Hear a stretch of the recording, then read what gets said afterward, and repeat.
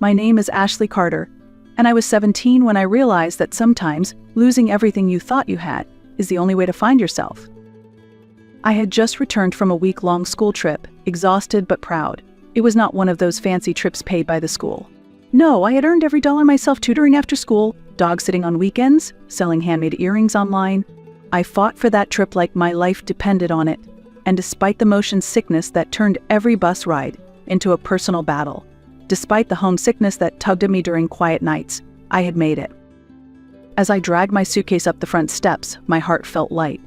I had even picked up small souvenirs for my family, a wooden bookmark for my mom who loved to read when life calms down, a silly keychain for my dad, and a rare set of handmade charcoal pencils for my sister Samantha, who dreamed of becoming an artist. I imagined the moment I would walk in, drop my bag in the hallway, and fall onto my bed, maybe with a dramatic little groan for effect. Maybe my family would smile. Maybe my sister would say thank you just once without the usual sigh or eye roll. But when I opened the door that day, nothing went the way I had pictured.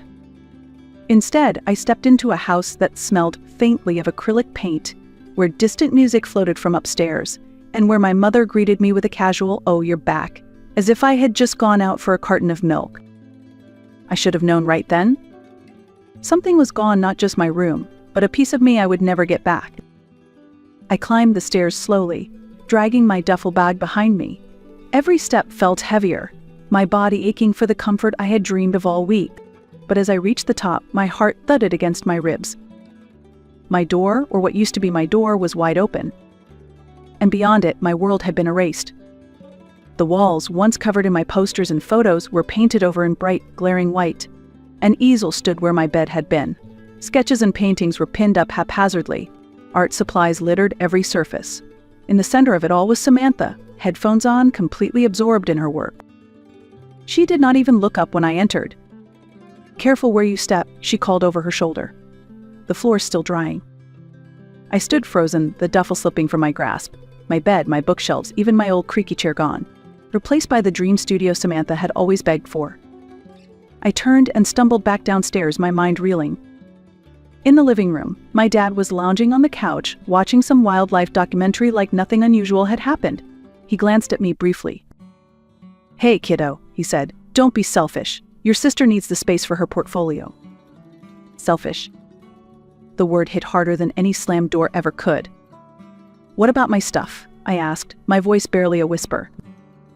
"It's boxed up in the garage," he replied, not even looking away from the screen. "You can grab it whenever." I waited for my mother to chime in, to say something that made sense of it all, but she only shrugged from the kitchen doorway, drying her hands on a dish towel. "You'll be 18 soon anyway," she said. It was time. No apology, no warning, no space for me. I reached into my pocket and pulled out the house keys I had carried since I was 13.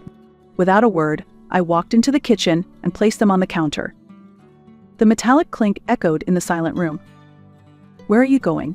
my mother asked, her voice sharper now. "You're not even 18 yet." "Don't be dramatic," my father added lazily, not even bothering to turn his head. But it was not drama. It was clarity. I picked up my bag again and walked out the front door, stepping into the late afternoon air. The sun was setting, painting the sky in soft pink and orange hues, a beautiful evening, indifferent to the quiet heartbreak unfolding beneath it. No one followed. And no one called out my name. The house I had called home for 17 years stood behind me, smaller now, like a place I had only imagined. As I walked down the sidewalk, one thought repeated in my mind, louder than anything else. They did not even ask if I got home safe. The truth is, losing my room was not the real betrayal. It was just the final, undeniable proof of something I had spent years trying not to see. Growing up, Samantha and I were only 2 years apart. You might think that would make us close, but it didn't. She was always the fragile one, the gifted artist, the dreamer wrapped in layers of praise and protection. I was the independent one, the easy child, the one they could forget because I never made enough noise to demand attention. At first, I wore that title like a badge of honor. "You're so mature, Ashley. You're so responsible. You're so low maintenance." But over time, those words became something heavier, something lonelier. When Samantha wanted art classes, my parents signed her up without hesitation, no matter the cost. When I asked to join a writing workshop across town, I was told it was too far, too inconvenient. When Samantha broke the toaster, it was an accident. When I dropped a dish, it was carelessness. When Samantha forgot her lunch, my dad rushed to deliver it. When I forgot mine, I was reminded that I was old enough to take care of myself. I learned early not to expect much. On birthdays, Samantha had elaborate parties, custom cakes, decorations, friends from every corner of her life. Mine were often an afterthought. A grocery store cake, maybe a gift card tucked inside a card signed with a rushed "love you." Still, I clung to the good moments. A distracted compliment on my report card. A used book my mother bought because she thought I might like it. Crumbs. Really, but when you're starving, crumbs feel like a feast. As I grew older, the gap widened. By 16, I had my own part-time job, paid my own phone bill, scheduled my own doctor appointments. They praised me for it. She's so independent. She never causes trouble. But what they really meant was, she doesn't need us. And if she doesn't need us, we don't have to try. Meanwhile, Samantha could cry over a broken pencil and get a replacement set by the next day. I remember once passing out from a fever in the bathroom. When I woke up hours later, the house was empty. Mom was shopping, Dad was working, Samantha was at her art club. No one had even noticed. I didn't tell them. What would have been the point? You learn not to scream into a void that never echoes back. That was the kind of love I grew up with, soft, polite, and conditional. They said they loved me, and maybe in their way they did. But love without presence is just a word. And I was done clinging to words that did not hold me when I needed them most. By the time I left that house, I was not just leaving behind a bedroom. I was leaving behind a lifetime of being almost loved, almost seen, almost enough. Part 3, Nowhere to Belong, 500 words. I did not have a plan when I walked away. No dramatic speech, no backup strategy. Just a duffel bag, a handful of souvenirs, and a heavy, hollow feeling inside my chest. At first, I called my best friend, Haley. She picked up on the first ring and told me to come over. Her family had always been kind, and they let me sleep on their living room couch for a few days. I was grateful, truly. But gratitude does not erase the feeling of being a guest in someone else's life.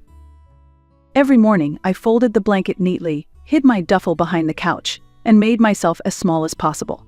I could feel it in the air, the way Haley's mother smiled a little too tightly, the way conversations hushed when I entered a room. "Are you sure your parents are okay with this?" they would ask. I would nod and lie, because what else could I do? I told myself it was temporary. I just needed to make it through the last few weeks of school. Finals were coming. Graduation was so close I could almost taste it. But when you are living out of a duffel bag, even a few weeks feels endless. I worked a part-time job after school, grabbing extra shifts where I could. I studied late at night under dim lamps, using borrowed textbooks and cheap notebooks. I skipped meals more often than I admitted, stretching every dollar because I did not want to burden anyone more than I already was. The worst part was the silence. Not once did my parents call. Not once did they text. No, "Are you okay?" No, "When are you coming home?" Nothing. It should have shattered me. But honestly, it just confirmed what I already knew. They did not miss me.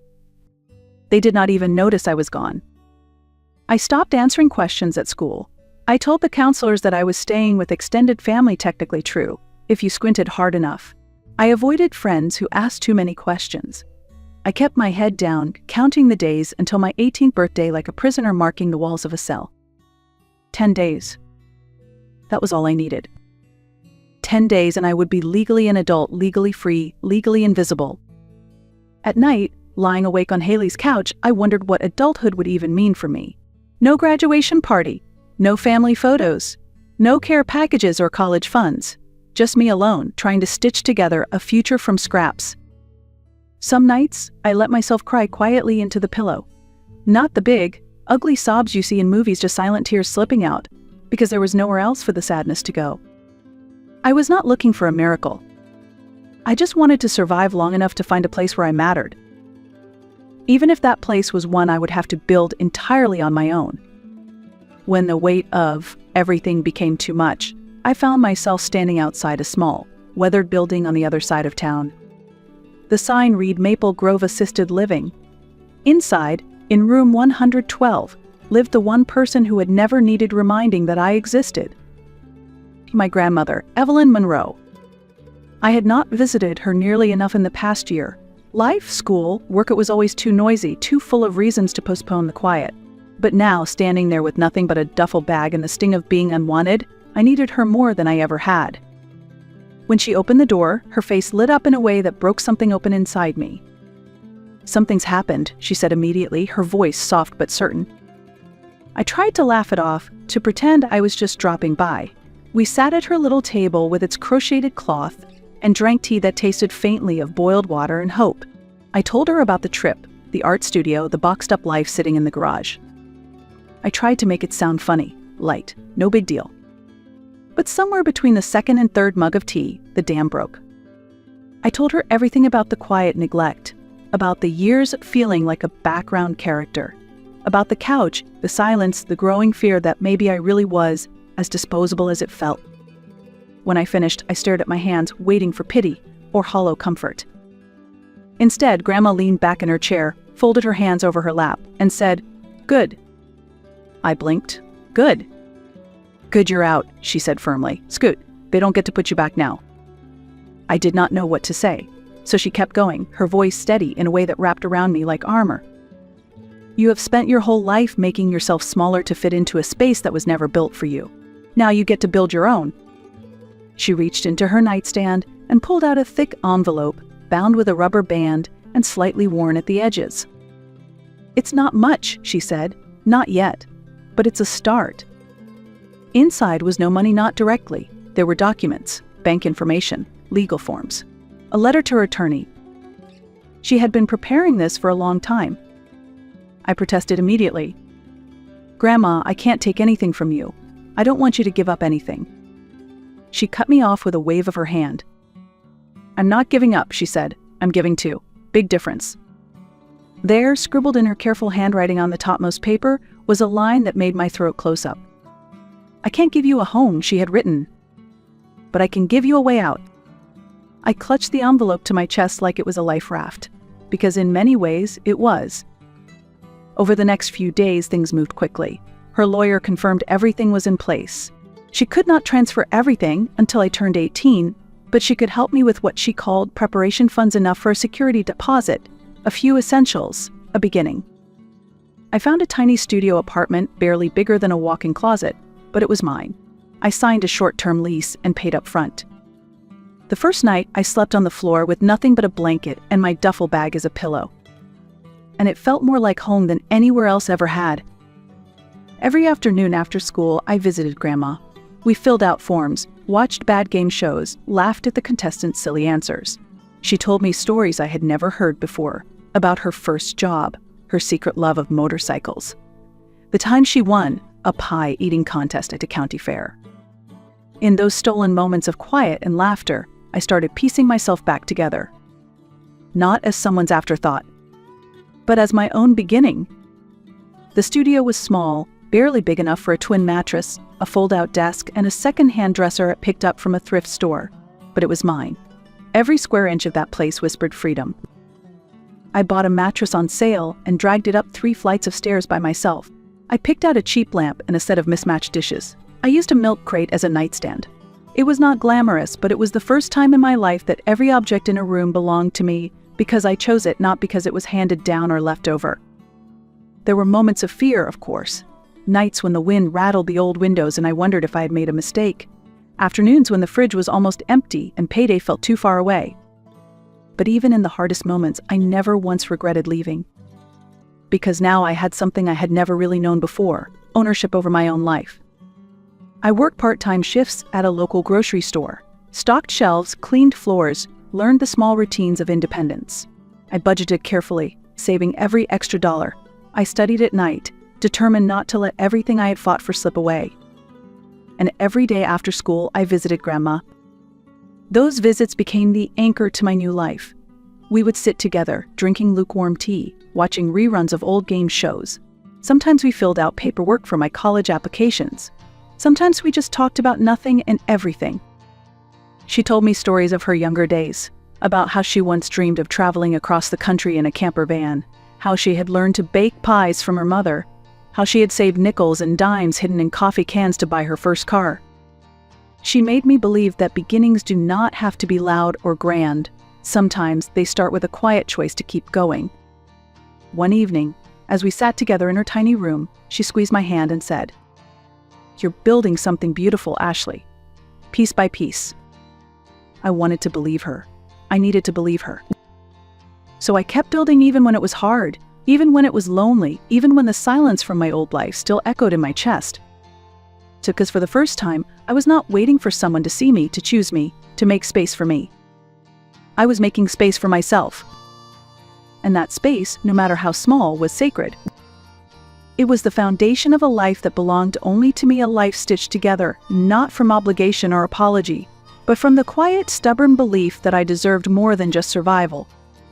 I deserved to live. It was a Tuesday evening when the past came knocking, literally. I had just finished a long shift at the grocery store and was peeling off my sneakers when I heard 3 sharp raps on the door. Not the hesitant knock of a neighbor or the casual tap of a friend. It was the kind of knock that already felt like an accusation. I hesitated. My heart thudded in my chest as I crept to the door and peered through the peephole. Standing there, side by side, were my parents. I stared, frozen. It had been weeks. Not a call, not a text, not even a message asking if I was alive. And now here they were, on my doorstep like ghosts from a life I had tried to leave behind. For a long moment, none of us moved. Then my father raised his hand, not in greeting, but holding something, a thick manila envelope. I knew before I opened the door that this was not an apology. It was a demand. When I finally cracked the door open, my mother spoke first, her voice tight and businesslike. "We need to talk," she said. "You have responsibilities to this family." I looked at the envelope, heavy and bulging with paperwork. It was not love that had brought them here. It was inconvenience. I felt it deep in my bones, the understanding that after all the silence, after all the absence, they remembered me only now because they needed something. But I was not the same girl who had stood silent while they boxed up her life. I had built something stronger since then. And I was not about to let them tear it down. I did not invite them inside. I stood in the doorway, the cool air curling around my ankles, and waited. My parents shifted uncomfortably, as if realizing for the first time that they no longer had the upper hand. "We think you should move back home," my father said finally, "at least until you get on your feet." It was almost laughable. After months of silence, after years of treating me like an afterthought, they wanted me to come back, not because they missed me, but because it was easier for them. I shook my head, slow and steady. "I already am on my feet," I said. My mother's mouth tightened. "Ashley, don't be stubborn. Family is family." I thought about all the times I had begged for their attention, their approval, their love, and all the times I had been met with polite indifference. I thought about Grandma Evelyn, saving and planning for years in secret, just so I would have a way out. I thought about my tiny studio, my hard-earned paycheck, my future, that, for the first time, belonged entirely to me. "No," I said, my voice clear and steady. "Family is supposed to mean something. You made it clear what I meant to you." They stared at me, stunned into silence. I closed the door gently, not with anger, but with finality. For a long time I stood there, hand resting on the doorknob, feeling the weight of the moment settle around me. It did not feel like revenge. It did not feel like victory. It felt like freedom. In the days that followed, they tried calling. They left messages, long and guilt-laden, painting themselves as victims of my ungratefulness. I listened to none of them.